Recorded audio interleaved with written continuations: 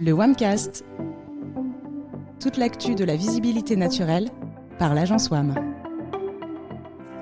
Bonjour à tous et bienvenue dans le WAMcast. Ce mois-ci, on se retrouve pour un numéro un petit peu particulier. Vous l'avez sans doute vu passer sur notre site, sur nos réseaux, ou peut-être même que vous étiez présent à l'événement. WAM a fêté ses 15 ans le 6 avril dernier. Et pour l'occasion, l'agence a organisé une journée de conférences et une petite soirée pour souffler ses 15 bougies. Alors beaucoup de questions ont été posées durant cette journée anniversaire, mais certains des participants avaient encore des remarques ou des interrogations. Alors aujourd'hui, c'est vous qui avez décidé du programme de ce 38e numéro du WAMcast. Durant la journée des 15 ans, notre collègue Helder Fonseca, que vous avez déjà entendu dans ce WAMcast, il a joué les journalistes pour vous demander si vous aviez des questions, des problématiques du quotidien auxquelles on pourrait répondre. Et justement, pour tenter d'y répondre, à mes côtés, deux habitués du WAMcast, on peut le dire, Mathieu Doubé, manager du pôle SEO. Salut Mathieu. Salut. Et David Escholzer, dirigeant et fondateur de l'agence WAM. Salut David. Salut Kevin. Avant de commencer, messieurs, et d'écouter ces questions, ces remarques, il y avait un anniversaire. Comment vous l'avez vécu ? C'était comment ces 15 ans ? C'était génial. C'était génial de retrouver tout le monde. On était plus de 120 personnes, je crois. Et rien que pour ça, ça valait le coup d'être vécu. Ça nous faisait super plaisir de voir sur un seul tableau nos clients, nos partenaires, nos amis. Et certains clients avec lesquels on a la chance de travailler depuis des années. Donc avoir tout le monde dans une salle, c'était vraiment génial. C'est un très bon moment. Mathieu, la soirée, les petits fours, tout était bien ? Ouais, pour ma part, j'ai trouvé l'expérience de l'événement vraiment cool et sympa à suivre. En plus, j'ai eu l'immense honneur d'animer la conférence avec David sur l'avenir du surf, donc c'était très cool. Partagé, mon cher. C'est un speaker, une célébrité, c'est fou, quoi. Le gars, il a quand même interviewé John Muller, quoi. Alors attention, John Muller, on l'a aussi eu dans le WAMcast, s'il te plaît, ne l'oublions pas. Bon, c'était qu'une petite réponse, mais on l'a quand même eu. Alors je l'ai dit, notre cher Helder a réalisé des petites interviews au cours de l'événement. J'ai sélectionné 10 questions, même 10 remarques, c'est pas forcément des questions. Et il y a tout, il y a de l'IA, du SEO, du contenu, du GA4, du SEA. Il y a même une question sur la vie de l'agence plus généralement. Est-ce que vous êtes prêts à répondre à tout ça, messieurs ? Oui, bien sûr. On écoute la toute première question. Elle est posée par Jérôme Thévenard, responsable acquisition, le plan immobilier. Quelle valeur donner à un contenu ? Comment fixer son prix par rapport au marché ? Ou que ce soit dans la position d'acheteur ou la position justement de vendeur. Et ça, c'est très compliqué aujourd'hui parce qu'on est vraiment sur des écarts qui n'ont rien à voir et la faculté à situer en fait le partenaire qu'on a en face de nous, peu importe du côté qu'on soit, ça, c'est vrai que sur des KPI, j'ai du mal à... C'est vraiment très subjectif, je trouve. Et voilà, si vous avez 2-3 tutos pour pouvoir cibler sur un marché et en fait aussi un peu calibrer la personne qu'on a en face de nous, parce qu'on parle de choux et carottes sur la rédaction web, je serais intéressé. Alors David, combien ça coûte d'entrée de jeu ? Première question. Question facile. Non, mais c'est une super question et merci à Jérôme. En fait, voilà comment on va procéder. On va procéder par entonnoir, on va dire ça comme ça. Puis effectivement, on va traiter le point de vue des vendeurs et le point de vue des acheteurs. La valorisation d'un contenu peut varier en fonction de plusieurs facteurs, évidemment, de sa qualité, de son originalité, sa pertinence pour le public cible. La notoriété de l'agence, par exemple, aussi. Voici quelques éléments concrets à prendre en compte pour fixer le prix d'un contenu du point de vue des vendeurs, l'agence, et des acheteurs, l'annonceur. Du point de vue des vendeurs d'abord, alors évaluer la qualité de sa production éditoriale, donc du côté de l'agence, par rapport à la concurrence et aux standards du marché, comme le format du contenu, la longueur, son enrichissement, la complexité du sujet. Plus c'est complexe et enrichi, plus le temps estimé sera long. Donc c'est déjà un indicateur. Cette évaluation peut se faire via des tests, par exemple. L'agence fournit des tests concrètement à l'annonceur. C'est ce qu'on fait parfois avec de nouveaux clients. Considérer la valeur ajoutée que le contenu peut apporter à son client, l'image de marque, le trafic, conversion. Tu vois, au moment de se lancer, on a quand même des objectifs clairs qui définissent aussi un petit peu le niveau de qualité attendu. Ouais. Tenir compte, je l'ai dit, de la notoriété de l'agence, sa réputation sur le marché. Mine de rien, ça peut compter, notamment compter sur certains domaines d'expertise verticaux, l'énergie, etc. Prendre en compte les coûts de production. Du contenu, très prosaïquement, le temps, ressources, expertise, le respect des délais. Il faut prendre en compte les facteurs externes aussi, tels que le secteur d'activité de la marque, la concurrence sur le domaine, la localisation de l'agence et ou des freelances. Paris, les tarifs sont plus élevés, par exemple, qu'à Lyon, et le prix moyen du marché. Chez WAM, par exemple, on est organisé comme une rédaction. C'est important de le préciser aussi. Il y en a d'autres. C'est-à-dire qu'on apporte non seulement le conseil, la stratégie, mais aussi la méthodologie de production, les outils et bien sûr la ressource de production, chef de projet, assistant chef de projet, rédacteur, rédactrice, secrétaire de rédaction, graphiste, podcasteur. Et c'est tout ça qu'on apporte quand on achète un contenu. Et du point de vue des acheteurs, alors justement, pour évaluer la qualité et la pertinence du contenu par rapport à leurs besoins et à ceux de leur public cible, je pense qu'il faut clairement lancer des tests, encore une fois. L'exigence sur ce point sera beaucoup plus élevée si tu es dans des domaines Your Money or Your Life, genre exemple de la santé ou dans l'assurance, par exemple, ou dans le bancaire, puisque c'est très légiféré et la concurrence est âpre aussi. Donc tu engages aussi la réputation, la responsabilité de la marque. Ça peut être un peu moins le cas sur des contenus de catégorie ou des pages locales où, je ne vais pas dire que c'est une faible valeur ajoutée, mais on sera peut-être un peu moins regardant qu'un article de fond qui conseille quelque chose, notamment dans le domaine de l'argent ou de la santé, à un utilisateur. Il faut faire très, très attention, ce n'est pas le même level, quoi. Prendre en compte le retour sur investissement potentiel du contenu en termes de trafic, de conversion, d'image, de marque. Et ça veut dire que l'agence doit pouvoir montrer un book de réalisation, mais aussi des études de cas clients montrant des performances concrètes, chiffrées. Voilà. Je pense que ça, c'est un bon repère aussi pour l'annonceur. Analyser la notoriété et la réputation de l'agence sur le marché, je le replace là aussi, parce que je pense que c'est important. En tant qu'agence, tu peux t'évaluer, mais inversement, l'annonceur peut aussi faire le tri à ce niveau-là. Autre point concernant l'IA, parce qu'il est actuel aussi, on peut le placer. Si tu fais écrire ton contenu par de l'IA, forcément, c'est pas le même prix. Oui. Voilà. Et enfin, comparer les prix proposés par les différents intervenants interrogés. Mais encore une fois, je pense qu'il faut dépasser la question du seul quantitatif et prendre en compte le niveau de service proposé en comparant des éléments concrets. Je vais essayer de l'être. S'assurer que le rythme de rédaction soit formalisé, c'est-à-dire en proposant un calendrier éditorial. Vérifier si les V2 sont inclus. Oui.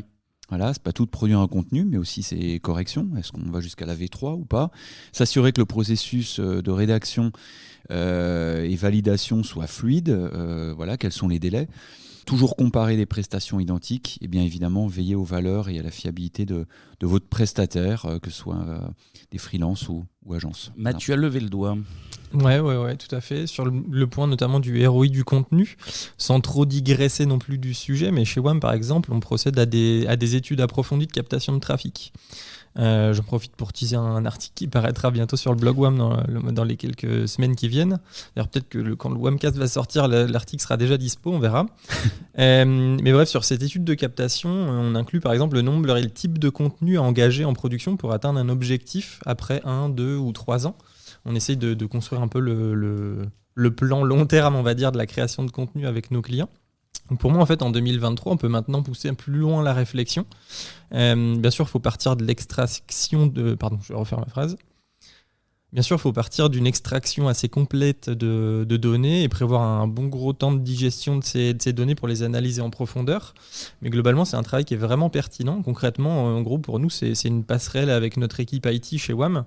Ça alimente le business plan de certains de nos clients qui nous confient des projets en fait, dès leur genèse, c'est-à-dire dès la création d'une filiale dans un groupe, ce genre de choses. C'est des projets qu'on peut aller suivre et qui vont jusqu'au ROI du contenu et de toute la stratégie en fait, de visibilité naturelle, quoi. D'accord. Réponse complète pour cette première question. On passe à la suivante. Ce serait une question de Édouard Pommier, directeur du plan immobilier. Moi, sur la partie rédactionnelle, c'est surtout comment arriver à créer un intérêt spontané, idéalement. C'est ce qu'on avait essayé de faire un peu ensemble et où ça arrive à trouver des sujets pertinents sur lesquels on peut arriver à buzzer ou en tout cas au moins créer un intérêt et un effet un peu boule de neige même sur les liens, idéalement. Ça, effectivement, on est preneur de tout conseil sur le sujet. On reste dans le contenu, David ? Oui, alors il n'y a pas de solution magique toute faite. C'est sûr, sinon on la sortirait à chaque fois. Néanmoins, on a essayé là aussi de structurer notre réponse. J'espère que ça aidera Édouard et tous ceux qui nous écoutent. À la base, déjà, il faut définir clairement son public cible et s'informer sur ses centres d'intérêt. Je pense que ça, c'est assez classique. Identifier les sujets qui suscitent de l'intérêt chez son public cible. Et c'est là où ça devient intéressant en effectuant justement une veille des tendances et en analysant les contenus qui ont déjà généré de l'engagement sur les réseaux sociaux, par exemple, sur ces cohortes qu'on avait déjà identifiées. Et à ce titre, on peut citer, pour être un peu concret, les contenus du New York Times, par exemple, dont j'ai déjà pu parler, The Year in Visual Stories and Graphics.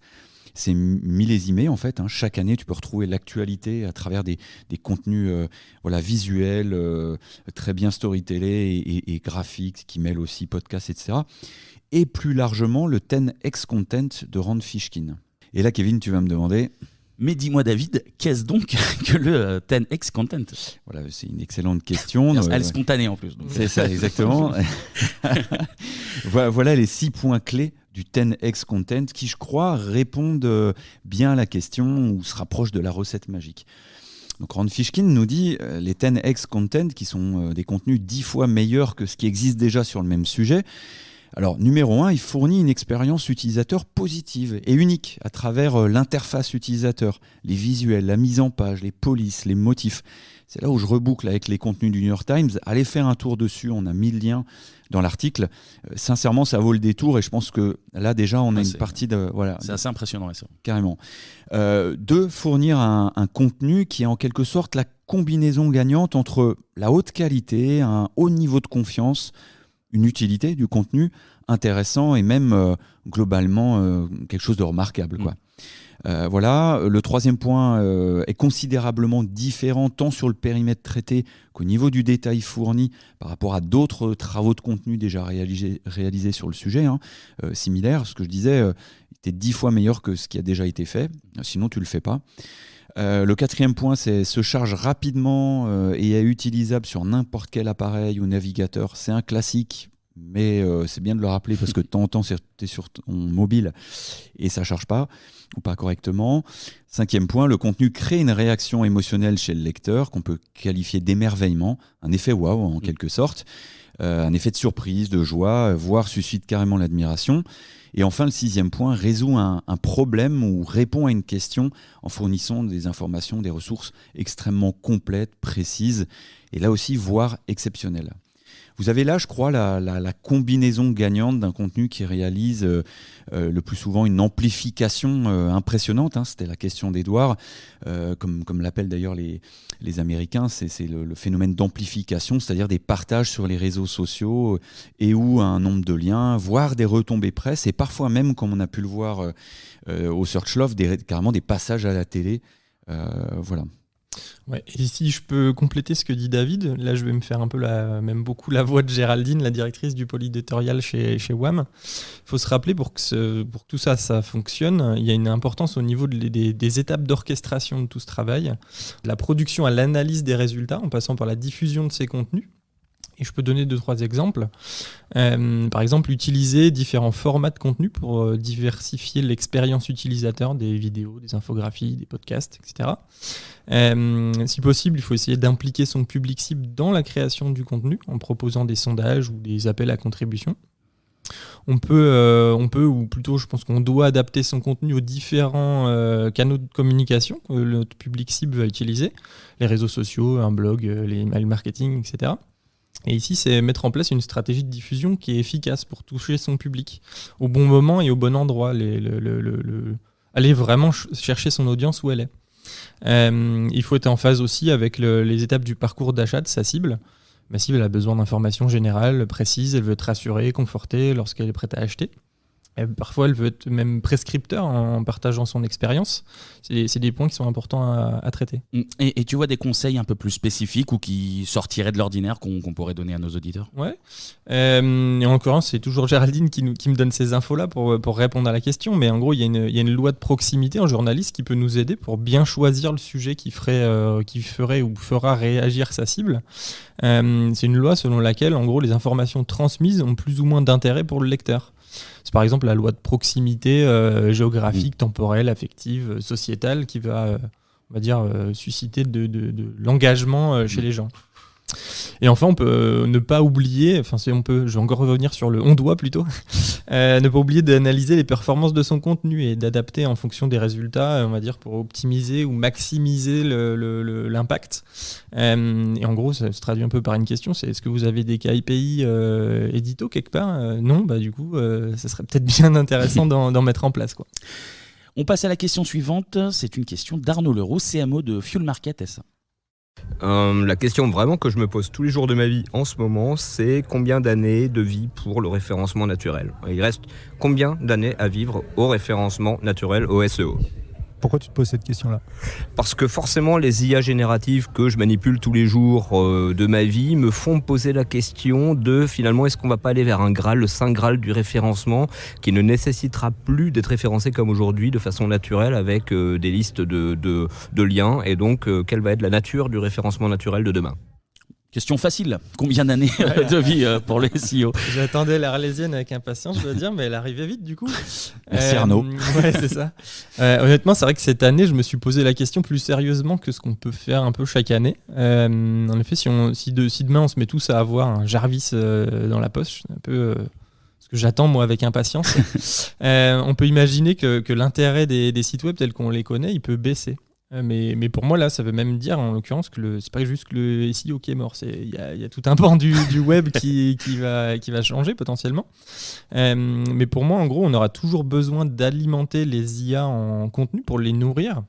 Parce qu'aujourd'hui, comme demain, en fait, il faudra bien que quelqu'un les entraîne. Et jusqu'à présent, c'est via le contenu qu'elles ont pu apprendre et tout ce qu'elles savent, en fait, concrètement. Et du coup, loin de moi l'idée de dire qu'il est pas possible pour elles d'avoir une intelligence qui dépasse celle de l'homme un jour, mais à ce stade, j'ai pas vraiment d'éléments qui m'amènent à penser pour du court terme, en fait, que ça va être le cas, si tu veux. Loin de toi l'idée de le dire, mais tu le dis quand même, en fait. Ouais. En fait, plutôt ce que je pense, c'est que de la même manière qu'on doit travailler notre visibilité naturelle sur Google, en fait, on va devoir le faire sur chaque modèle d'IA qui sera utilisé par des internautes demain. À nous de faire comprendre à l'IA en question qu'on doit être le meilleur acteur de tel ou tel marché et qu'il faut nous mettre en avant, en fait. Et là, il y a fort à parier que les critères de classement ils seront de plus en plus personnalisés par ces futurs assistants. Et s'ils sont aussi avancés qu'on peut l'imaginer, on va dire qu'ils vont nous connaître très très bien. Du coup, ils vont avoir tendance à privilégier certaines marques par rapport à d'autres, parce qu'en fait, ils sauront qu'on va s'engager plus facilement avec certaines, selon l'image de la marque, ce qu'elle apporte au monde, on va dire. Et si on continue de garder en tête l'engagement et l'expérience utilisateur, pour moi, ça devrait donc bien se passer, et ce même si demain on bosse plus sur du simple HTML, on va dire ça comme ça, on peut très bien imaginer qu'il faudra bosser avec des API, des flux ou tout autre moyen d'alimenter ces modèles de langage. Et pour les marques, ça induit quelque chose de particulier ? Bah oui, ça nécessitera qu'en gros, elles doivent vraiment bien connaître leur cible et par extension, de bien briefer les agences ou l'IA avec lequel elles travaillent. Je ne sais pas si vous avez vu passer chez Google assez récemment, ils ont fait la promotion, on va dire, d'un produit qui s'appelle Gen App Builder. C'est assez dingue sur quoi il nous amène. C'est vraiment un outil qui te permet d'intégrer l'IA dans ton environnement de marque. Et c'est quelque chose que et c'est un environnement propriétaire, donc c'est pas censé alimenter le voisin ou le modèle de Google, par exemple. Et le principe, c'est que tu vas pouvoir avoir ton assistant intégré à ta marque, si tu veux, que tu peux mettre à disposition sur ton site. Et du coup, je pense que le SEO, il évoluera comme toujours. On partira probablement sur ce que moi j'appelle le Brand Discovery Optimization. J'ai un accent de ouf là. C'est juste un peu plus vaste que le SEO, mais ça reste l'objectif un peu semblable au SEO, c'est faire découvrir des marques à des clients potentiels. David, est-ce que tu as des éléments de réponse toi aussi ? Ah oui, alors là j'ai préparé une grande réponse parce que... Vous avez l'habitude de faire court, ça m'étonne. C'est vrai.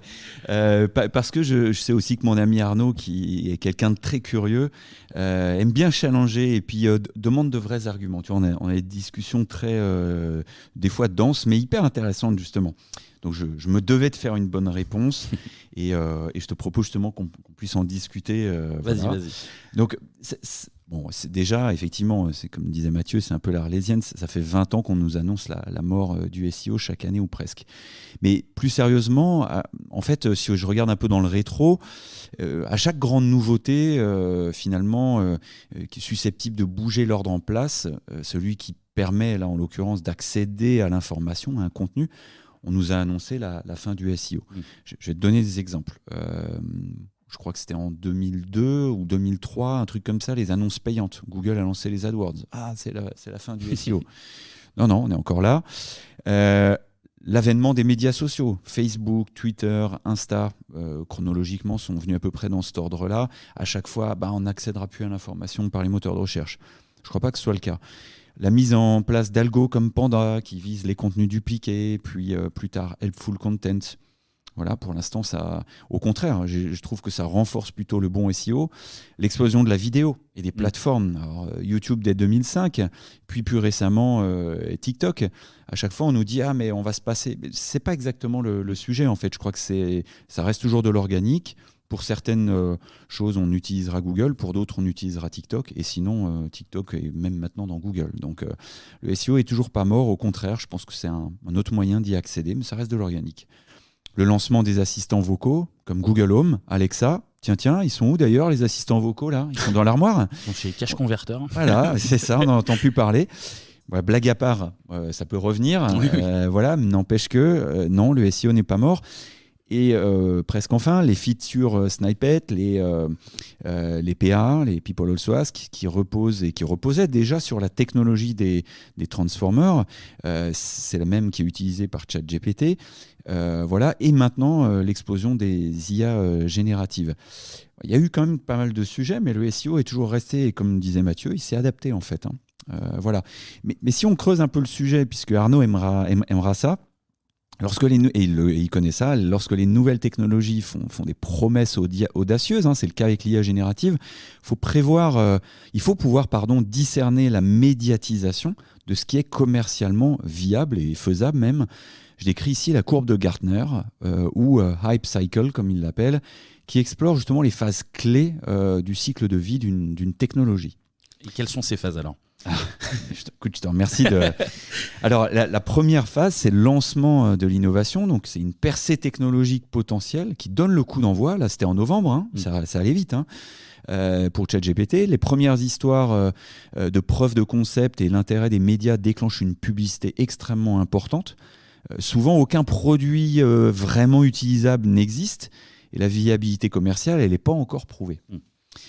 La deuxième, c'est le sommet des attentes surdimensionnées. C'est-à-dire que là, la publicité précoce produit un certain nombre d'histoires de réussite, souvent accompagnées de dizaines d'échecs. Certaines entreprises prennent des mesures, beaucoup ne le font pas. Voilà, mais tout le monde est dithyrambique, puis on se voile un peu la face. Moi, j'ai un peu l'impression qu'on en est là. Et avec l'IA générative, on est plutôt dans cette deuxième phase, quoi. Exactement. Je crois. L'IA est une lame de fond. C'est vrai, il faut le rappeler. Elle est attendue depuis des dizaines d'années. Et c'est pas moi qui le dis. Je m'improvise pas expert de l'IA. Je ne le suis pas. Voilà, je m'appuie plutôt sur ce que dit Yann Lequin, bien connu spécialiste français de l'IA depuis 30 ans, qui travaille aujourd'hui chez Meta. Voilà, c'est le responsable de l'IA chez Meta. Il confirme dans l'interview du 12 avril de France Inter clairement qu'un palier a été franchi, mais il s'en enthousiasme vraiment, mais il confirme aussi que l'on est loin, très loin, d'une IA générale, la fameuse AGI. Il dit plutôt ChatGPT, c'est de la bonne ingénierie, et c'est top, venant d'un mec comme ça, mais pas plus. Ouais, c'est tout. Voilà. Pour l'instant, c'est tout. Parce que les défis techniques des réseaux neuronaux sont énormes. La puissance de calcul, les coûts liés à la mise à jour, sans parler du coût environnemental. Et par ailleurs, nous n'avons pas encore percé tous les mystères du cerveau humain, qui sert quand même de modèle. Et là, je vous renvoie également à Yann Lequin, à son très bon bouquin qu'il a coécrit avec Stanislas Dehaene, qui est dans la bibliothèque WAM et qu'on avait acheté en 2018. Stanislas Dehaene, il est psychologue, spécialisé en neuropsychologie. Le bouquin s'appelle « La plus belle histoire de l'intelligence, des origines aux neurones artificiels, vers une nouvelle étape de l'évolution ». Voilà, c'est paru chez Brochet. Voilà, il parle de tout ça et il dit qu'on est très loin de l'intelligence humaine. À l'époque, il disait on dépassait pas la souris. Là, il dit dans l'interview on est à peu près au cerveau du chat. Ça avance, mais bon, calm down. Ça quoi. dépend des chats, quoi. Ouais, c'est ça. Il reste quelques animaux avant nous. Voilà. Pourtant, quand vous regardez sur Twitter, pour revenir à cette étape 2 là, surdimensionné dans les médias, sur Twitter, sur YouTube, tu as tous les experts en IA là, qui viennent de nulle part et qui créent une bulle spéculative. C'est d'ailleurs une bulle qui envahit même les médias grand public. Aussi parce que l'IA générative, c'est vrai, est utilisée désormais par près de 200 millions de personnes à travers le monde et c'est allé très très vite. Et si on suit ton raisonnement, est-ce que l'IA est déjà au rendez-vous des promesses ? C'est encore un peu tôt pour en juger en fait. Ça fait que 6 mois après, on n'est que 6 mois après le lancement de ChatGPT. Bien sûr, il y a plein d'autres initiatives. D'ailleurs, on aurait tort de résumer ça juste à ChatGPT. Il y en a plein qui étaient dans les tiroirs ou dans les cartons en train de fleurir et maintenant tout le monde sort. Voilà, mais on peut quand même dire qu'on commence un peu à retomber.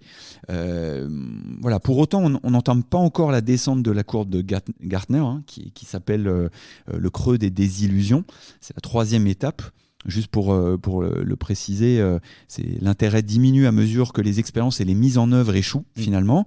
Les producteurs de la technologie tremblent ou échouent. Les investissements ne se poursuivent que si les fournisseurs qui résistent améliorent leurs produits à la satisfaction des premiers utilisateurs. Là, on est plutôt encore dans l'euphorie, mais ChatGPT a démenti des rumeurs de la préparation d'un ChatGPT 5, par exemple, tu vois, pourtant annoncé partout. Et surtout, on commence à en voir quand même un peu les limites. On entendait même, il y a des étincelles d'intelligence généraliste. Non, ça n'arrivera pas avant 2045, et ça, c'est Yann Lequin qui le dit. Prenez les initiatives aussi comme AutoGPT ou le très arrogant Baby AGI, tu vois, comme justement IA généraliste. Voilà, ils ont fait des tests, ils ont réalisé des actions. Ça permet de créer des actions en autonomie, ces outils-là, mais en utilisant des applications, mais concrètement, ils ne savent pas faire grand-chose. Bien sûr, ça va encore évoluer. Je suis comme tout le monde, je suis ça avec enthousiasme, mais le fantasme dépasse la réalité. Voilà, clairement. En tout cas, tout cela m'amène à vous dire que vous pourrez écouter tous les spécialistes du monde, qu'ils soient reconnus ou autoproclamés, les deuxièmes étant beaucoup plus nombreux. Personne n'en sait rien. Personne n'en sait rien. Voilà, parce que personne n'est devin. C'est à nous de décider ce que l'on souhaite faire de ces nouveautés. Et plus prosaïquement, depuis l'intégration de GPT, est-ce que Bing décolle enfin ? Eh bien, pas vraiment. Ouais. Justement, ce qu'on peut lire, il y a eu quelques... Là aussi, j'essaye de m'appuyer sur des choses concrètes. Il y a une étude qui a été menée aux États-Unis avec SimilarWeb, relayée par Search Engine Land, on vous mettra le lien également. Est-ce que Bing a explosé depuis que ChatGPT est intégré à Edge ? Non. Plus 15% de trafic aux US sur le panel de médias qui ont participé à l'étude. C'est pas dingue. Alors ok, 15% au niveau du trafic de Bing, ok, c'est pas mal, mais on est loin de l'explosion thermonucléaire, tu vois. Et puis c'est surtout même, est-ce que ça va durer dans le temps ? Parce que absolument. On a tous eu la hype d'aller voir, de se mettre dans la liste d'attente et d'aller checker, mais est-ce qu'on est resté dessus ? Pas forcément, quoi. Absolument. Est-ce que Google a perdu ses parts de marché dans la recherche ?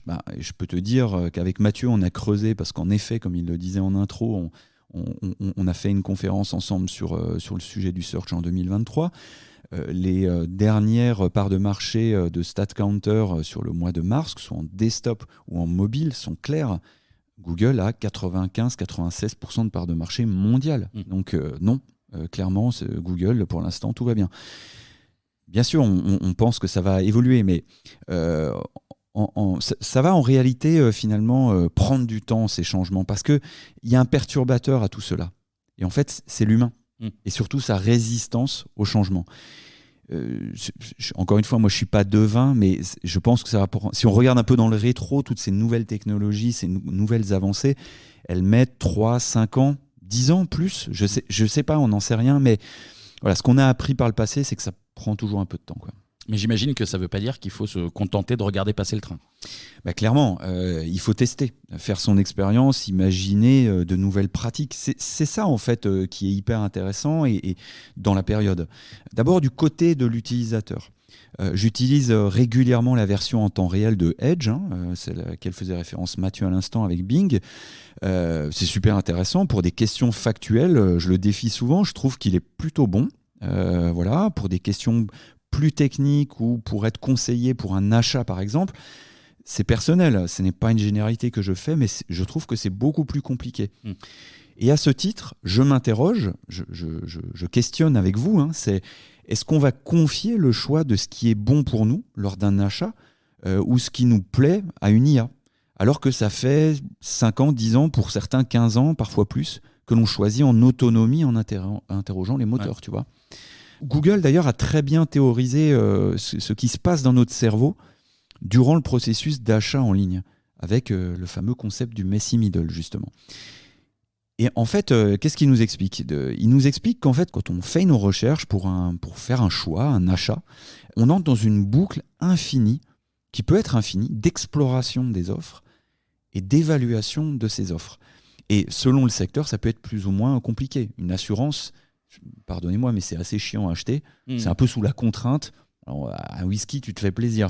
Ça va plus vite. Mais que ce soit pour l'assurance ou le whisky ou pour la banque ou que sais-je, c'est toujours 2 phases. Exploration des offres, évaluation des offres.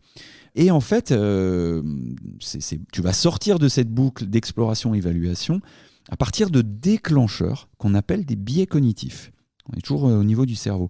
Et ça va nous inciter à faire tel ou tel choix. Et ces biais cognitifs, ça peut être le biais de la rareté ou la description de la catégorie qui fait que tiens, c'est vachement bien, c'est très vendeur, ce qu'on appelle l'heuristique catégorielle, et ça va me faire agir. Ou le pouvoir de la gratuité, par exemple, tu vois.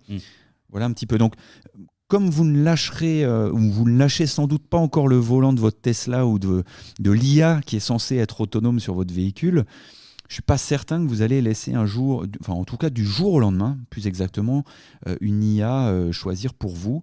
Mais là encore, je ne suis pas devin, je ne fais que poser la question. Et côté référencement naturel, qu'est-ce que ça change, cette approche conversationnelle proposée par les IA ? Cette façon d'accéder à l'information de façon plus conversationnelle, je pense qu'elle ne change pas le paradigme existant. Je m'explique. On met toujours en relation d'un côté une demande avec une source qui détient la réponse. Bing GPT donne les sources. Et Bard, je pense, de Google, va probablement devoir s'y mettre, vu la grogne des utilisateurs, soit dit en passant, et des SEO, puisque Google, finalement, ne suit même pas ses propres règles pour Helpful Content. C'est d'ailleurs le très bon Brody Clark qui finalement l'a mis en avant lors d'une petite étude. Google Bard ne cite pas ses sources, donc il lui a mis un gros taquet relayé par d'autres SEO, et ils ont bien fait. Voilà. Du côté de la pratique, eh bien justement, si le paradigme ne change pas, vous devez toujours être la réponse en tant que marque. Je l'évoquais très rapidement tout à l'heure, l'IA générative s'appuie pour l'heure sur la technologie des transformateurs ou transformers bidirectionnels. C'est celle qui est utilisée par BERT. Et c'est Google qui en est à l'origine et qui l'a mis en open source en 2018. Si vous êtes la réponse, tout comme BERT de Google vous cite en référence, GPT le fera aussi. C'est ce que nous nous sommes amusés à tester et que l'on a montré lors de notre conférence SEO avec Mathieu lors des 15 ans de WAM, à travers plusieurs exemples clients. Par exemple, quand tu dis quel est le prix du fuel aujourd'hui à ChatGPT dans Bing, il cite Fuel Market. Voilà, Fuel Market, c'est nous qui travaillons depuis un petit moment dessus. En fait, il va juste choper la réponse chez lui. Et c'est déjà le cas dans Google. Comment remplir un constat dégâts des eaux ? Là, c'est l'assurance Matmut. Voilà. Et puis, quelles sont les différences entre les résultats de recherche, les SERP US versus France ? Là, ChatGPT, il cite l'étude Agence WAM, parce qu'on a fait... C'est beau, ouais. On a fait un petit article là-dessus. Qui donc l'a écrit, cet article ? C'était moi. Mais c'était pas une grande étude, c'était moi à New York, donc le panel était un peu limité à moi. Voilà, mais c'était drôle. En tout cas, en d'autres termes, les calibrages éditoriaux que l'on utilise pour être visible dans les feature snippets et les people also ask, qui sont justement utilisés par la technologie BERT, des transformers bidirectionnels, sont peu ou prou les mêmes que pour apparaître dans les ressources d'IA générative. Voilà. Donc, ça fait très Jamie comme je parle. En fait, ces outils tapent dans le contenu de sites existants. Et là, je vous ramène d'ailleurs à l'excellente étude menée par le Washington Post qui explore les sources des grands modèles de langage, en l'occurrence l'ensemble de données C4 de Google. C'est une photo massive des contenus qui proviennent de 15 millions de sites web à travers le monde et qui ont été utilisés pour instruire certaines IA anglophones de haut niveau, appelées grands modèles de langage, y compris le T5 de Google, qui est le gros modèle, concurrent de celui d'OpenAI, ou encore celui de Llama de Facebook, qui est également un concurrent d'OpenAI. OpenAI lui-même, en l'occurrence, ne divulgue pas les ensembles de données qu'il utilise pour former les modèles soutenant son chatbot populaire ChatGPT. Voilà. Mais vous pouvez, à travers cet article du Washington Post, vous-même vérifier si votre site figure comme source. Et c'est le cas des plus grands médias. D'ailleurs, l'un de nos clients est dedans. Pour finir mon argumentaire, si vous me le permettez, regardez Bing et Google. Ils ne scient pas la branche sur laquelle ils sont assis. Bing propose ChatGPT en marge à droite dans Edge, à droite des résultats de son moteur. Google propose Bard en complément des résultats de son moteur. Et Sundar Pichai lui-même le disait dans une interview récente, là aussi dans le New York Times, on ne sait pas vraiment comment les utilisateurs vont se l'approprier. Donc on tâtonne, on ne sait pas trop où on va le mettre encore. Voilà, c'est à nous de créer l'usage qui va avec. Personne ne peut présumer de ce qui va se passer. Voilà, fonctionnellement d'abord, comme je viens de le dire, puis sur les qualités ou caractéristiques intrinsèques, puisque ces outils, à un moment donné, plafonnent et ne répondent pas aussi bien qu'on le souhaiterait dans bien des domaines. Il y a un manque de fiabilité, il y a aussi de l'affabulation, il y a un manque de sources. Ça va prendre du temps. Bon, je pense que Arnaud a une réponse complète là. Oui, et c'est la fin de ce Wamcast. non, mais je pense que voilà, c'est sympa de rentrer un petit peu dans le sujet et il le vaut bien. On passe à la question suivante. C'est Morgan Zeller, directeur de Première Place, qui la pose. Typiquement sur les choix que Google va prendre au cours des prochains mois ou des prochaines années quant à la problématique d'une certaine forme de duplication de contenu liée à l'intelligence artificielle. On entend parler d'outils d'analyse d'anti-duplication ou de fraude. Alors pour l'instant ça se limite à par exemple les devoirs rendus ou les mémoires rendues par les étudiants, mais au-delà de ça il y a quand même une problématique, et là on est au cœur des problématiques clients type RSE. Ça demande une consommation énergétique énorme, déjà du côté des producteurs de contenu sur base d'intelligence artificielle. Mais au-delà de ça, ça va poser un problème aussi au niveau de Google, au niveau de l'indexation. Et je ne peux pas croire qu'une société de cette taille puisse envisager sereinement le fait de devoir crawler, non pas peut-être le double de pages supplémentaires chaque année, mais peut-être 10 ou 20 fois plus. Donc ils vont devoir prendre position assez rapidement là-dessus. Donc j'espère que vous pourrez répondre à cette question-là. Vous avez peut-être une boule. Voilà. Sinon, vous faites appel à une voyante. Bon, on n'a pas de voyant, mais on va demander à Mathieu. Voyant, gourou, il fait revenir l'être aimé en. Je sors ma boule de cristal. C'est une bonne question. En fait, pour moi, je pense qu'il va faire ce qu'il fait un peu déjà aujourd'hui, à un rythme un peu plus conséquent, du coup, parce qu'effectivement, ils auront beaucoup plus à trier à l'avenir. Ils vont essayer de garder que le meilleur. Et du coup, là, ça va être à nous de trouver un moyen de nous distinguer dans la masse, en fait. Et ça tombe bien, parce que je crois que WAM se lance dans le brand content, donc il faudra imaginer ce que les autres n'ont pas. David, tout à l'heure, il parlait des 10x content, où en gros, on essaye de faire des trucs qui sont assez extraordinaires, qui sortent du lot. Bah pour moi, je pense que c'est ça qui va nous permettre d'émerger demain. Donc venez nous en parler, on trouvera quoi faire. On a la possibilité de travailler en synergie avec plein d'experts métiers sur du SEO, des RP, de la data, l'édito bien sûr. Et franchement, c'est ça qui va nous permettre de sortir du lot demain, quoi. Et pour tout ce qui tourne autour de la responsabilité sociétale et environnementale des entreprises, la fameuse RSE. Ouais, en fait, côté RSE, effectivement, il y a pas mal de moyens de mettre son site web à l'heure de l'urgence environnementale et sociétale. Ça passe par réfléchir à deux fois à l'intérêt d'un contenu, mais aussi la manière dont on code son site web, à son temps de chargement, aux manières de charger nos pages et au nombre de ressources qu'on utilise. Effectivement, en général, les 10x content, ils sont un peu lourds. Mais globalement, pour le coup, je pense qu'il y a un peu tout à faire et si on veut vraiment bien faire, c'est toujours pareil, il ne faut pas rechigner à aligner des budgets derrière, parce que le plus souvent, même si ça rime avec pas cher, c'est pas forcément aligné du côté des roadmaps, quoi. Il y a de la priorisation de ces sujets-là, quoi. Merci Mathieu pour tout ce que tu as lu dans ta boule de cristal. David, est-ce que tu veux compléter ce que disait Mathieu ? Je rejoins Mathieu.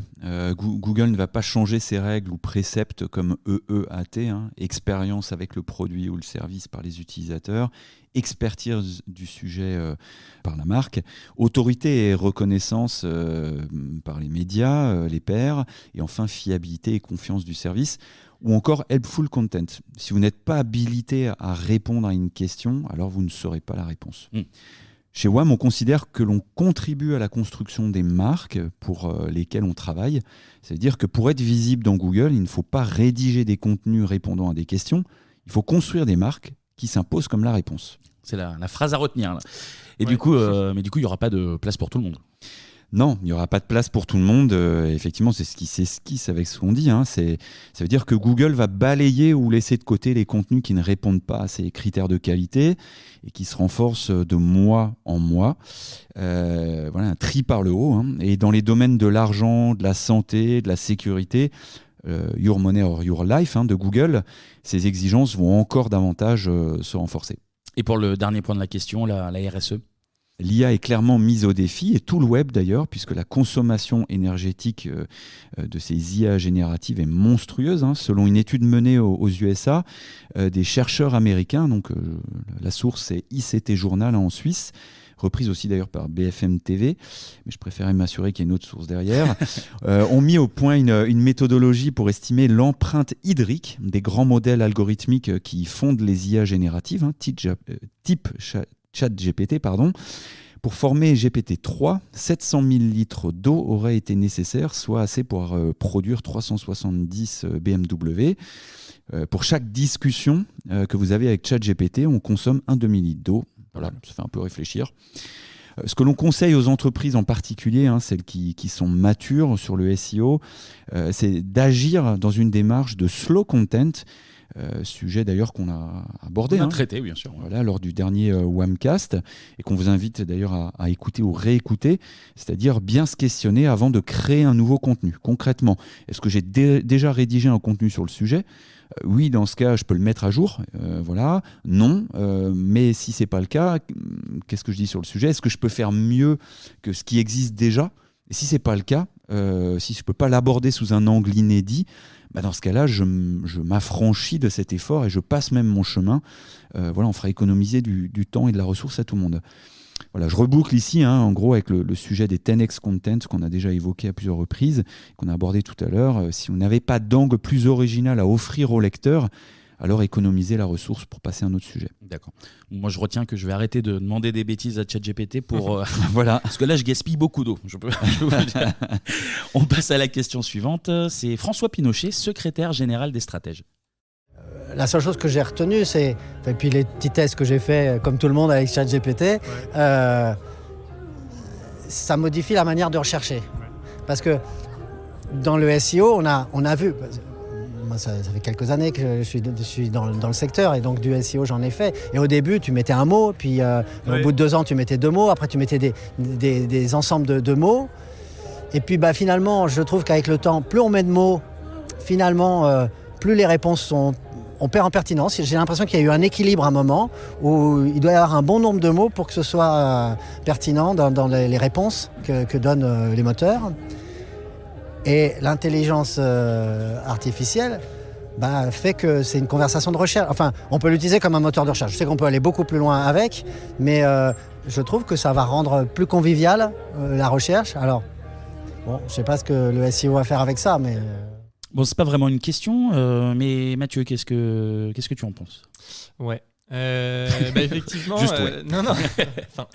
non, effectivement, il y a une vraie évolution dans la manière dont les gens recherchent. Ils se sont habitués à allonger les requêtes parce qu'ils se sont rendus compte qu'il y avait une meilleure qualité quand on posait une question précise.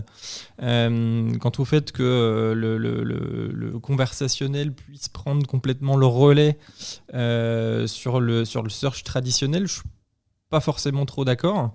Pour moi, le search traditionnel, il répond à plusieurs besoins très spécifiques, en fait, comme la navigation vers une prochaine étape du web, si tu veux aller sur TV5 Monde pour regarder le journal TV, par exemple. Et puis, tu as des requêtes qui sont informationnelles, où là, la conversation, elle est peut-être plus intéressante sur le format de réponse, en fait. Elle permet d'aller au fond d'un sujet, de rebondir. Un peu comme la fonctionnalité de Google qui est Refine and Broaden. On peut zoomer ou dézoomer un sujet, ce qui est assez difficile avec une page web, en fait, voire même impossible puisqu'elle est fixe. La conversation, elle permet des choses que ne permet pas le search traditionnel, mais elle ne le remplace pas vraiment. Et pour moi, le fait d'arriver avec des outils comme Jenna Builder, dont je parlais tout à l'heure, et la promesse qui va avec, on peut imaginer que l'assistant conversationnel, il sera chez les marques, pas juste chez Google ou Microsoft ou quelqu'un d'autre, en fait. Pour moi, après, c'est vraiment la question de la confiance que tu accordes et le sourcing qui est derrière, ce que disait David. Est-ce que tu donnes les clés à l'IA pour conduire ? Moi, c'est ce que je donne les clés de mon portefeuille à l'IA pour acheter ce que j'ai acheté sur Internet. C'est en gros, est-ce que tu vas croire sans vérifier ce que l'IA va te raconter ? Et du coup, pour moi, en gros, faudra vraiment des sources, et c'est là que les pages, les expériences que proposent les marques et le SEO vont vraiment continuer d'intervenir, quoi. David ? Moi, c'était une très bonne réponse. J'ai déjà longuement d'ailleurs répondu tout à l'heure, et je vais donc moi aussi faire du RSE et m'économiser. La planète te remercie. On passe à une nouvelle question. C'est à nouveau Arnaud Leroux. Donc peut-être une longue réponse à venir encore. On écoute. Pour moi, Google vraiment reste le principal moteur de, pas que recherche, mais moteur finalement de visite, moteur d'information, moteur d'intentionnisme quand on est assez bon finalement pour les générer. C'est entre 75 et 88% des visites de nos sites au pas de nos activités. Et puis Google surtout, en 20 ans, est sorti du mot, est sorti du lien, il est sorti du verbatim pour rentrer de plus en plus dans le monde multimédia dans lequel on vit. Donc voilà, je pense que Google a encore de longue vie devant lui. Ensuite, les autres moteurs de recherche, typiquement Bing, ne pas y être, je trouve que c'est dommage et dommageable, parce que quand on peut aller chercher 10% de visiteurs et d'acheteurs en plus, c'est con de pas le faire. Et puis ensuite, globalement, moi je suis en train de me positionner aussi dans le métavers. Alors beaucoup n'y croient pas, mais moi je pense qu'on va évoluer naturellement vers des réalités mixtes dans lesquelles on évoluera dans d'autres dimensions. Donc encore une fois, moi je veux me positionner partout où il y a du monde. Plusieurs points dans cette remarque, David ? Ouais, en fait, alors on va commencer par Bing. Comme j'ai pu le dire longuement en intro, il faut tester les choses avec ChatGPT déjà, mais aussi Bing Search, bien sûr. Comme on l'a dit, pour l'instant, il y a à peine des soubresauts en termes d'audience, mais pourquoi pas, on surveille de près en interne, on n'est pas du tout arrogant, et pas devin non plus. L'ennui, c'est que les algos sont un peu différents, et donc si tu changes certaines choses sur des pages parce que tu sens que ça va plutôt répondre à Bing, tu peux plomber ou risquer de plomber ton SEO sur Google, en fait. C'est plus ennuyeux du coup. Voilà, donc tu as plus à perdre. Et c'est sans doute pour ça que les SEO négligent le plus souvent ce moteur. Mais il faut apprendre et même réapprendre. Et voilà, et cela commence par installer la Search Console de Bing, je pense. Quand tu parles de réapprendre, tu fais allusion au début du SEO ?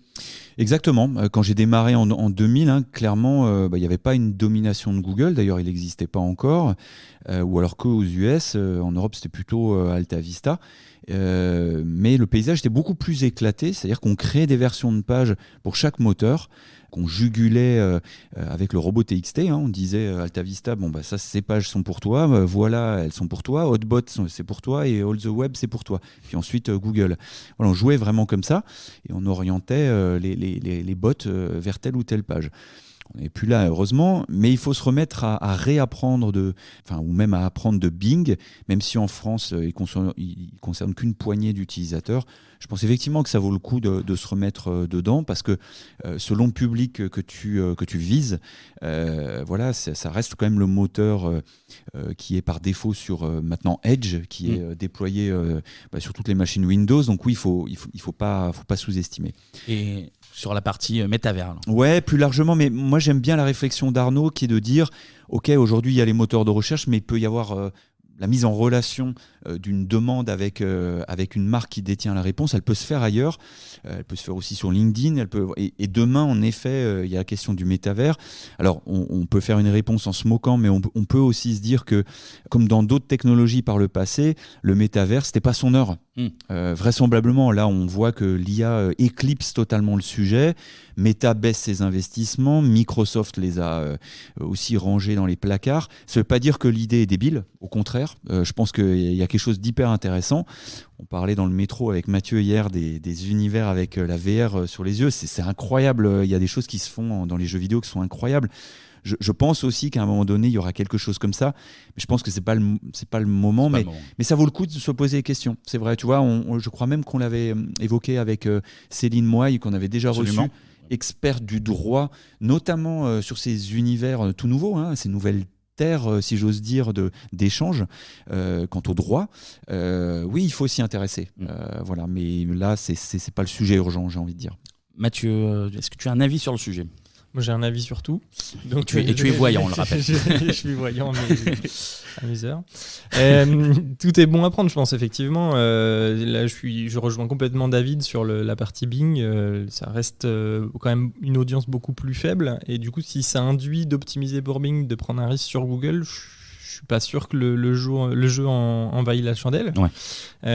Et après, pour le métaverse, moi, pour le coup, je suis vraiment mitigé. Comme je suis un bon gamer, je passe beaucoup de temps sur les jeux vidéo et donc je connais bien le sujet, mais du côté des jeux vidéo. Et je pense que c'est vraiment différent de ce qui est, on va dire, communiqué depuis des mois et des mois par Meta. C'est pas le même sujet. Et pour moi, on est vraiment aujourd'hui sur le sujet que Meta pousse en avance de phase en fait, et de très loin. Et pour moi, c'est vraiment trop tôt encore par rapport à un futur usage. Et c'est difficile vraiment de se dire aujourd'hui, est-ce que c'est un flop qui est à venir et qui va induire, du coup, si tu te lances maintenant sur un travail qui est peut-être non nécessaire, ou si c'est vraiment utile de faire les choses tout de suite. Là, je suivais un live tweet de Camille Jourdain sur une des conférences qui parlait de ce sujet du métaverse. Et il était dit à un moment donné que 90% des gens sont pas dessus. Et moi, du coup, j'ai dit, mais c'est-à-dire, ça veut dire qu'il y a 10% des gens qui sont dessus. Et effectivement, en fait, même si le chiffrage n'était pas bien clair dans l'explication, on sentait très largement que, en fait, derrière le métaverse, il y avait jeux vidéo. Ouais. Effectivement, il y a beaucoup de gamers. Donc, si on me considère comme étant dans le métaverse parce que je joue aux jeux vidéo avec un casque de VR, un Oculus, bah oui, je suis dans le métaverse. Mais c'est pas le même sujet que celui que pousse Meta, j'ai l'impression. Donc, franchement, actuellement, pour moi, je vais être un peu cru, mais ça peut être un peu du bullshit marketing dans la communication qui en est fait autour. Et ça ne veut pas dire pour autant qu'il ne faut pas essayer de créer des expériences qui sont cool pour proposer un peu ce qui émergera demain. Et là, à ce stade, je pense qu'il y a quand même beaucoup de hype qui n'est pas vraiment justifiée et il y a eu des milliards de dépensés là-dedans. Je pense qu'en termes de RSE, on n'est pas vraiment aligné avec ce que tout le monde a envie de faire, quoi. Après, l'innovation, c'est pas toujours un peu comme ça ? Bah oui, pour celui qui a le budget de l'innovation, en fait, il faut qu'il tente des choses, il faut qu'il essaye. Et c'est ça qui est intéressant dans le fait de tenter l'aventure. Ça permet de voir par soi-même, d'acquérir des premières compétences et d'être un peu plus près que le voisin le jour où le sujet il émerge vraiment et que tu repars sur la courbe ascendante de la courbe de Gartner là. Et si tu prends le concept de la théorie CK, il y a un schéma cool sur Wikipédia où vous pourrez aller voir, c'est pas très compliqué. En fait, tu n'es jamais vraiment perdant sur des sujets comme ça, tu apprends et c'est ça qui est ce que tu vas rechercher notamment. C'est un peu le même principe pour les IA génératives en ce moment, il faut tester et essayer de voir ce qui est faisable et ce que tu peux en tirer. Et tu avances itération par itération vers un produit final que tu connais pas vraiment au moment où tu commences en fait tes propres tests. Mais globalement, effectivement, pour celui qui n'a pas vraiment les moyens, aujourd'hui c'est clair qu'il y a 1000 choses à faire plus importantes dans une roadmap avec une équipe IT que de partir là-dessus. Mais celui qui a le moyen, il faut essayer. D'accord. Prochaine question, cette fois-ci c'est Alain Dano en charge de la visibilité et de l'acquisition chez Matmut. La difficulté nous qu'on a, c'est justement parce qu'on a aussi des campagnes d'acquisition donc du SEA, de retrouver on va dire ces petits entre le SEA et le SEO. On a en fait de grosses variations, alors même qu'on n'a pas changé entre guillemets de stratégie on va dire d'acquisition. Mais finalement on avait du SEA qui se retrouvait dans du SEO parce qu'on avait des utilisateurs qui n'avaient pas consenti finalement à avoir leurs cookies qui puissent suivre un petit peu leur visite. Donc c'est un peu faire des comparaisons entre guillemets d'année en année, c'est assez complexe en fait. En fait, c'est surtout comment on fait pour, à partir du moment où on a cette CMP qui vient globalement ajouter un aspect dans le côté analytics, comment malgré tout on arrive à essayer d'y retrouver nos petits et de redonner un petit peu ces neutres de noblesse à la partie analytics pour globalement suivre la performance de nos leviers. Un petit sonore musical en fond, Ouais. c'est vrai, c'est agréable. Mathieu, C'est pendant l'apéro, ça. SEO, SEA. Ouais. SEO, SEA et surtout tracking, j'ai l'impression, dans la question d'Alain. Pour moi, effectivement, c'est là où il faut s'armer d'experts en tracking et en analyse de données plus qu'en expert SEO pour le coup. Parce que clairement, traquer efficacement un site web, pour moi, c'est pas le job du SEO ou du SEA, c'est celui de l'expert en tracking de données. C'est vraiment hyper spécifique, ça dépend des outils que tu utilises et que tu mets en place concrètement soit sur ton serveur, ton CMS, ce qu'on veut. Et c'est lui qui va être garant de la fiabilité de la donnée, qui va t'aider à définir aussi un modèle d'attribution, qui va te permettre à un moment donné de recomposer pour partie la donnée qui est manquante, parce que effectivement on peut plus forcément tout avoir, en tout cas on est loin d'avoir ce qu'on avait historiquement. Et il est désormais clair effectivement que l'âge du tracking simple, sans complexe vis-à-vis des données personnelles, c'est terminé. En tout cas, si on veut respecter la législation et pas se faire appeler Arthur par la CNIL ou ses représentants. Et du coup, pour moi, effectivement, il faut peut-être un peu faire le deuil de certains indicateurs, mais pour autant, il faut mettre en place le nécessaire pour que ce qui reste, ou en tout cas ce qu'on veut désormais traquer efficacement, il soit bien fait. Et il soit monitoré dans le temps aussi, parce qu'il y a un vrai enjeu à ce que tu mets en place quelque chose et que ça dure dans le temps. Et il y a des choses très simples comme la gestion du TM qui sont historiquement très compliquées à suivre dans le temps, pas compliquées à mettre en place, mais à monitorer et à faire appliquer aux équipes. Et pour moi, effectivement, après, si tu veux aller encore plus loin que tout ça, il faut passer sur le cap de se réapproprier la donnée avec des incitations au passage sur des environnements en fait, où tu es logué. Où là, ça va être un bon moyen pour mieux connaître ton audience aussi. Si tu es logué, en fait, tu peux en savoir beaucoup plus sur tes utilisateurs. Après, ça nécessitera effectivement des moyens qui sont beaucoup plus importants. Et là, ceux qui installaient juste un Google Analytics Universal, en fait, ils pourront très probablement pas se payer ce genre de mise en place. Mais malheureusement, en fait, il existe, j'ai l'impression, pas de solution, j'allais dire miracle, pas de solution simple sur le sujet. Hein. Non, c'est ça, c'est la cacophonie. GA4 est pas prêt. Voilà. Et pourtant, il va switcher au mois de juillet.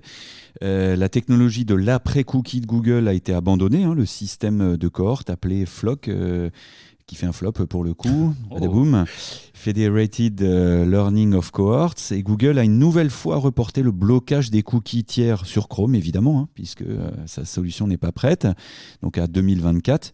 Donc comme on l'annonçait avec Mathieu lors de notre conférence pour les 15 ans de WAM, c'est plutôt la construction d'un environnement logué, ce que sont en train de faire les médias en fait, pour se réapproprier la donnée, ne serait-ce qu'avec un registration wall, où ça reste gratuit, mais tu as au moins un email, un nom, pour encore une fois se réapproprier la donnée et ainsi faire de meilleurs choix pour vos utilisateurs en apprenant de ce qu'ils préfèrent, de leurs préférences, voilà, lorsqu'ils naviguent sur votre site. Pour l'heure, il est vrai que c'est compliqué pour les marketeurs, soyons clairs. On est dans un entre-deux technologie. Il y a même régression et pas de solution claire à ce stade pour reconstituer la donnée. D'accord. Nouvelle question d'Alain Danou, une question subsidiaire, on l'écoute. On n'a pas encore trouvé, nous, la bonne proportion entre guillemets entre SEA et SEO. Est-ce que le SEA vient cannibaliser le SEO et inversement? Alors on travaille les synergies SEA et SEO, mais très clairement on a du mal encore à analyser les impacts entre je lance ma campagne, ça mange ou ça vient manger un peu de trafic du SEO. Donc voilà, ces aspects-là, cette synergie on la travaille.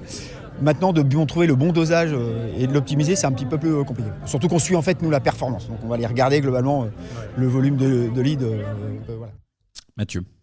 Ouais, c'est la question qui reboucle avec celle d'avant, effectivement, pour le SEO SEA. Effectivement, pour Alain, tant mieux si c'est déjà priorisé. Pour la majeure partie des gens avec qui on en discute, le souvent c'est pas forcément une priorité dans les roadmaps, et souvent même si c'est poussé dans les accompagnements avec les clients, c'est pas forcément quelque chose qui permet d'aller très loin et qui reste un peu l'arlésienne un peu des accompagnements. Là moi je tweetais récemment avec Virginie Clèves sur le sujet, qui partageait un peu le même ressenti sur le fait que c'était pas forcément priorisé un peu de partout et qu'il y avait beaucoup à faire pourtant. En fait, le plus souvent, même si les équipes elles sont par contre travaillées ensemble, on va être rattrapé par les modèles d'attribution et les budgets qui sont nécessaires pour mettre en place les vrais tests. Est-ce que tu peux nous donner des exemples à tester ? Ouais, alors ça va pas être exhaustif parce qu'il y a plein de choses qu'on peut imaginer faire, mais globalement, tu peux partir sur ce qui se fait en SEA, regarder déjà dans un premier temps, est-ce que ça convertit, est-ce que ça convertit pas. Ça t'évitera peut-être de lancer des chantiers en SEO sur des expressions où en fait ton produit n'est pas assez bon pour convertir et engager l'audience. Et du coup, comme on sait que le SEA et tu mets des sous, ça te génère du trafic, tu vois tout de suite si tu arrives à engager l'audience. C'est la même audience qui est dans la SERP sur le SEA que sur le SEO. Donc en fait, si tu mets des gros moyens en SEO derrière, le SEA te permet de gagner du temps. Il te permet de prioriser finalement ta stratégie de création de contenu indirectement. Tu peux tester tes annonces pour identifier ce qui permet d'engager les internautes dans les SERP, quel est le message qui va attirer le clic. Après, charge à nous de répercuter en SEO ces argumentaires dans les titles, les métadescriptions ou même les données enrichies qu'on peut venir mettre dans notre site web. Tu peux évaluer la pertinence de tes landing pages. En SEA, c'est ça qui est beau, c'est que Google n'est pas forcément avare en conseils, ce qui est un peu plus le cas pour le SEO, il ne donne pas grand-chose à manger, même s'il en donne de plus en plus ces dernières années. Je dis bien parfois, en fait, on peut avoir des indications qui sont intéressantes sur la construction des sites web, sur ce qu'on a indiqué dans notre page pour la partie SEA, et du coup, nous, on peut en tirer des conclusions aussi sur les landings qui sont celles du SEO. Il y a des questions à vérifier également sur la fameuse cannibalisation SEO-SIA, ou à contrario, si l'effet il est vertueux avec un double affichage qui améliorerait le taux de clic. Là, effectivement, il faut monitorer, c'est-à-dire du moment où tu as pas de SEA, tu regardes tes stats, ou tu mets en place ton SEA, tu regardes tes stats sur la durée où c'est mis en place, et tu le monitores, effectivement, tu mets en place tes KPI, tu les définis au préalable, qu'est-ce que je veux regarder, qu'est-ce que je veux mesurer pour aller voir ce qui est vraiment changeant ou pas sur la durée de ta campagne, et puis après aussi, comment est-ce que ça se régule tout seul au moment de la fin de ta campagne. En fait, il y a vraiment pas mal de choses à faire, ça demande le plus souvent du temps. Toujours des moyens, le temps c'est de l'argent. Et effectivement, si tout ça c'est pas réuni, il faut peut-être mieux dépenser ton budget autrement et aller sur des sujets qui vont être plus prioritaires sur tes roadmaps IT. C'est peut-être la réponse que je peux formuler. Je me doute que c'est pas forcément la réponse attendue complètement par Alain. David ? Oui, avant d'être une question de budget et de technique, c'est d'abord une question humaine et d'organisation. Souvent, c'est à deux prestataires autour de la table et les deux vont vouloir tirer la couverture à soi. C'est pas toujours le cas, mais je mets un peu les pieds dans le plat parce qu'on l'a déjà rencontré aussi, soyons clairs. Ceci dit, je me rappelle qu'il y a un petit moment, je peux en parler, ça fait quelques années, on a eu la chance de travailler pour Bellambra pendant près de 10 ans. On a super bien travaillé avec leurs prestataires AdWords qui au contraire étaient hyper passionnés, super intéressés par la question. Et à l'époque, on a vraiment pu jouer les synergies et activer le SEA tant qu'on n'était pas bon en SEO, le désactiver au moment où on était dans les trois premières, à partir du moment où on était dans les 3 premières positions. On a vraiment réussi à trouver des petits gains comme ça, mais c'est vrai que ça tient aussi à ça. C'est ça que je voulais préciser. Voilà. Moi, je continue de penser de toute façon que ces deux canaux ne doivent pas être envisagés comme deux canaux séparés, mais plutôt comme un seul tenant, le search. Voilà, il ne faut pas les opposer, c'est tout. Par contre, ça sous-entend qu'il faut pouvoir analyser les données par le prisme des différents scénarios d'attribution, tout sauf le last touch, justement, parce que c'est pas parce que tu viens par le SEO ou l'AdWords en dernier clic que c'est forcément lui qui a contribué le plus à l'engagement. Justement, si on analyse bien la donnée, ça nous permettra, selon différents scénarios d'attribution, ça nous permettra de voir la valeur contributive de chaque canal, l'organique ou le payant, et là de dire, il y a l'un qui pèse plus que l'autre. Ce que je pense dans la cacophonie actuelle, pour essayer de répondre à Alain, c'est que malheureusement, on n'aura pas la réponse. C'est pour ça que je pense qu'une des voies, c'est d'envisager le search d'un seul tenant et de se dire, mon enveloppe globale SEO plus search payant, c'est celle-là qui doit définir si, en effet, ça m'amène plus de conversion. Voilà, parce qu'on ne pourra pas avoir une réponse claire, binaire. L'organique ramène tant et le payant ramène tant, malheureusement. D'accord. Nouvelle question, on retrouve Morgan Zeller. Je vous laisse écouter et vous réagirez ensuite.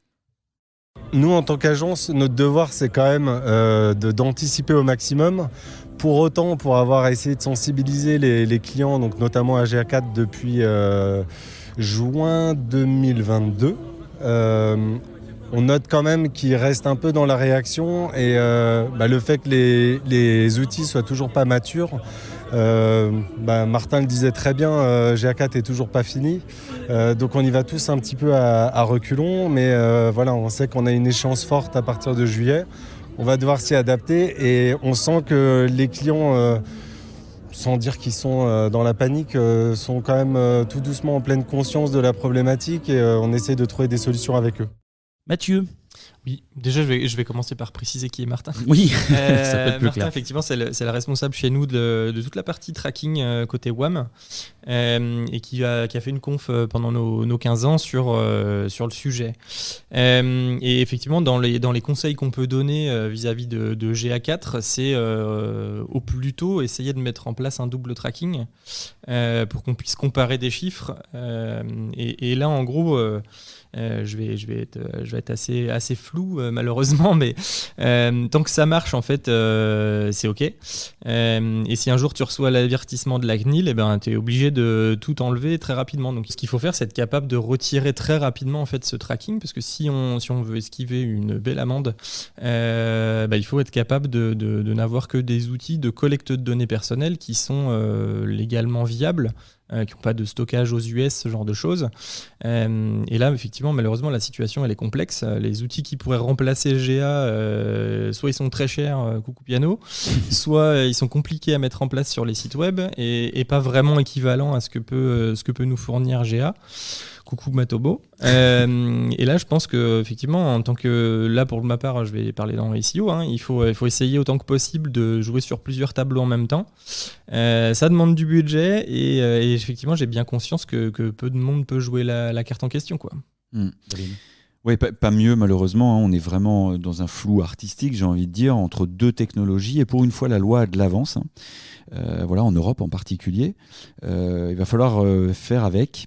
Ce qui est un peu frustrant, c'est qu'on pensait quand même à un moment donné que les États-Unis et l'Europe allaient trouver un accord concernant justement la RGPD et plus exactement le transfert des données entre les deux continents pour s'assurer qu'elle reste vraiment hermétique et anonyme finalement. Parce que le problème, c'est l'anonymisation et ce transfert dont on ne sait pas ce que deviennent les données. Donc ça, le souci. Malheureusement, les négociations ont tourné court et c'est pas le cas. Donc on est dans le flou et à part j'allais dire, et c'est ce qu'on fait nous, informer en temps réel de l'actualité nos clients, tu peux pas faire grand chose parce que tu subis un peu les choses. Mais comme le dit très justement Mathieu, il faut être prêt à faire marche arrière si besoin. Voilà. Je vous propose de passer à la 10e et dernière question. Et on va retrouver Arnaud Leroux qui avait beaucoup de questions à nous poser. On l'écoute. Moi, je me pose souvent la question de l'évolution de WAM et que ce soit en termes de nombre de personnes, de pôles représentés, de technologies abordées à travers WAM.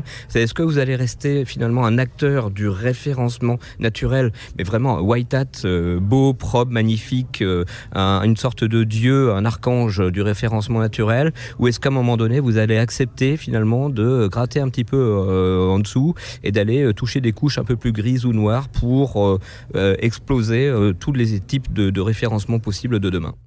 Le sens de la formule, encore une fois. Ouais. L'évolution de WAM, Mathieu. Ouais, je vais parler principalement pour ma paroisse, le SEO. Aujourd'hui, effectivement, on n'a pas forcément comme objectif de changer notre ligne de conduite, celle qu'on s'est fixée. Et puis, j'ai pas non plus comme objectif de m'installer des œillères sur les prochaines semaines, mois et années. Aujourd'hui, on met en place des stratégies qui sont pérennes pour tous nos clients. On connaît les limites et on sait ce qu'on peut se permettre. Le SEO Grey Hat, en l'occurrence, il n'en fait pas partie, comme le Black Hat, en l'occurrence. On va dire tout au plus, ce qu'on peut faire, c'est, ça me fait penser à une publicité là, mais c'est du blanc cassé ou du blanc fumé, mais ça tend vraiment pas sur le gris. Et là, j'ai vraiment envie de dire qu'on va pas se trahir. On a une vision du métier qui est claire, aider les marques à se rendre visibles sur le court, le moyen et le long terme. Le long terme, c'est important.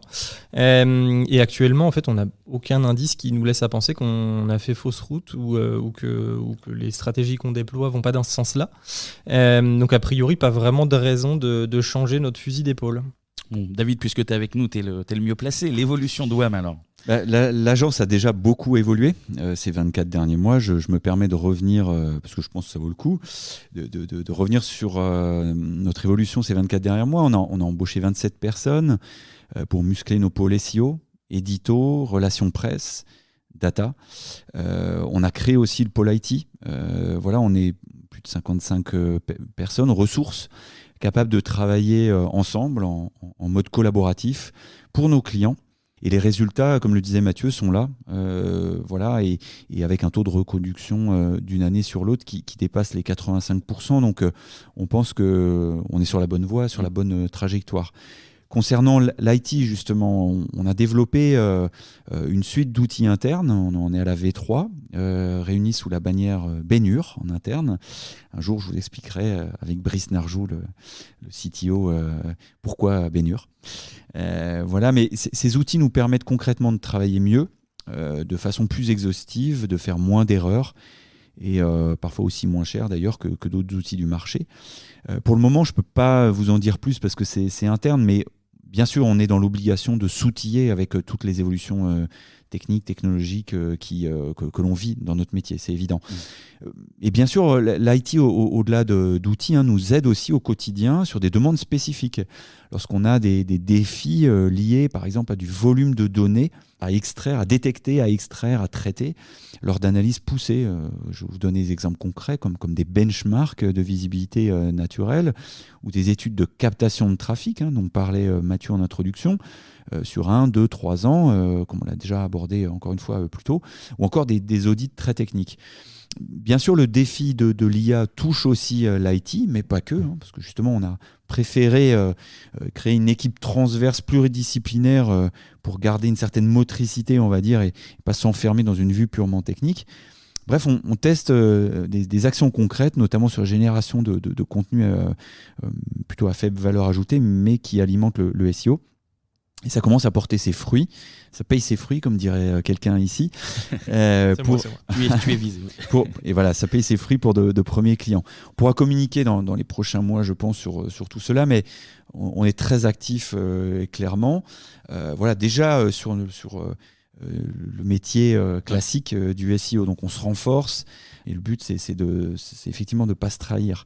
Après, on a fait aussi 2 acquisitions.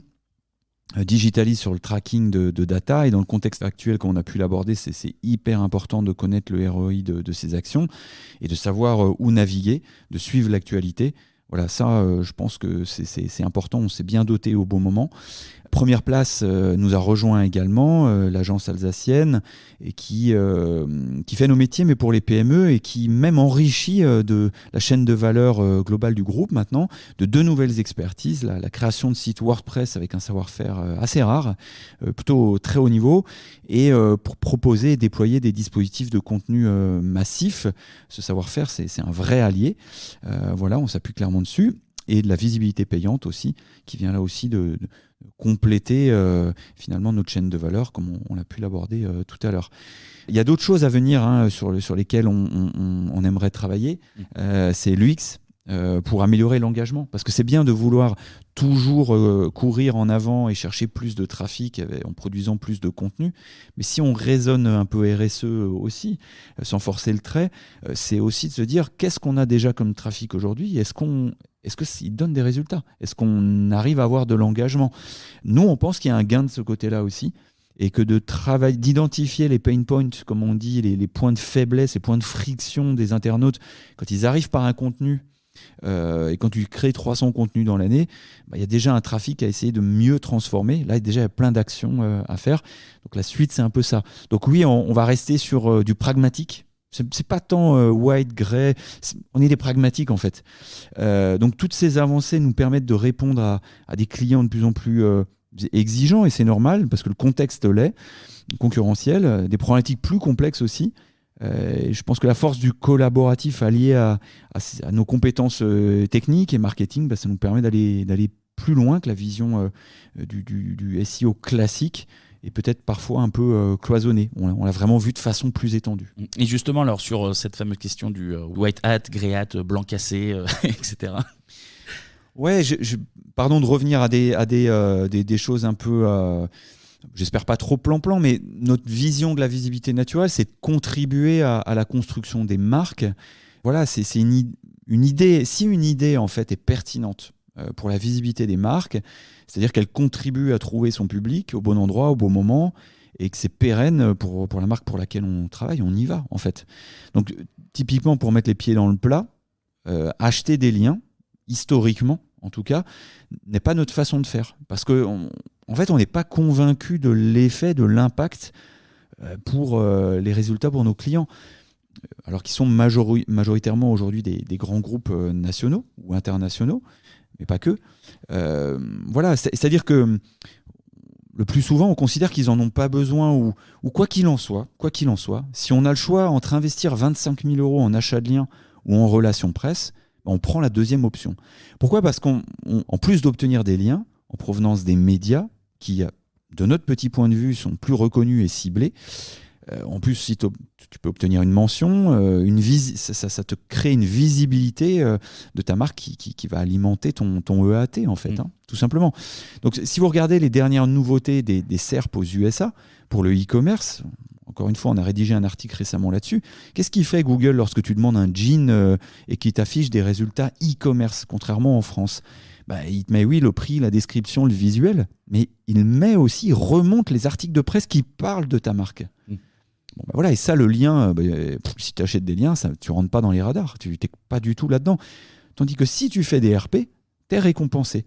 Ça qui est vachement intéressant. Et notre ami John Muller, qu'on avait pu interroger il y a quelques années, il nous avait mis sur la voie il y a 2 ans. Il avait dit, si j'étais les SEO, je m'intéresserais un petit peu à ce qui est fait par les relations presse.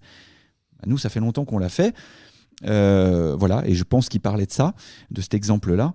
Voilà, moi je pense que ta marque ressortira mieux parce que vu sur des articles de presse, voilà, donc c'est QFD. Et même pour la partie IA générative, tous les modèles de langage, ils vont s'appuyer sur des sources qui sont fiables en fait, et les médias le plus souvent sont quand même assez fiables.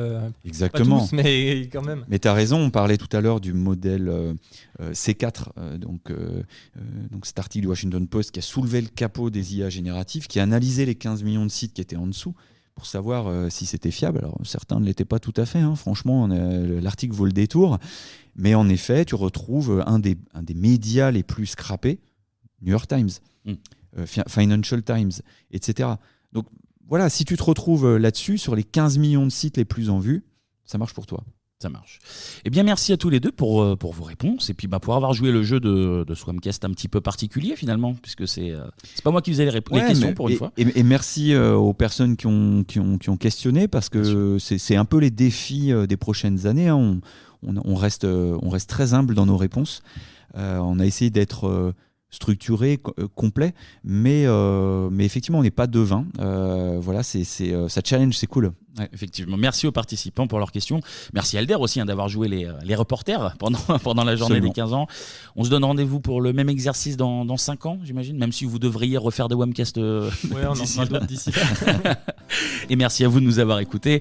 On espère aussi que ce format un peu spécial vous aura plu et qu'on aura pu répondre à des questions que vous posiez aussi. On le rappelle, vous pouvez retrouver cet épisode et tous les autres sur notre site agence-wam.fr, rubrique Wamcast. Vous pouvez nous retrouver sur les réseaux sociaux, sur LinkedIn, sur Twitter, @wamref, et sur Instagram, agence_wam. Également, n'hésitez pas à prendre quelques toutes petites secondes pour nous laisser 5 étoiles sur vos applis de podcast et nous soutenir. Et nous, on se retrouve le mois prochain pour un nouveau numéro du Wamcast. À bientôt.